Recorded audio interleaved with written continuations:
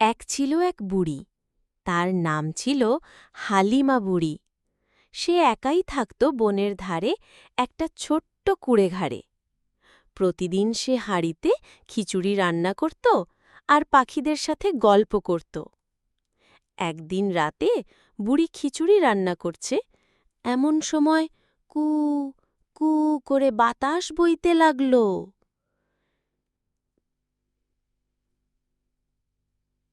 হঠাৎ দরজা খোলার শব্দ।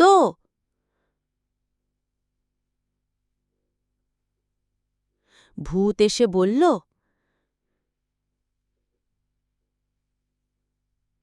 বুড়ি ভয় পেয়ে বলল,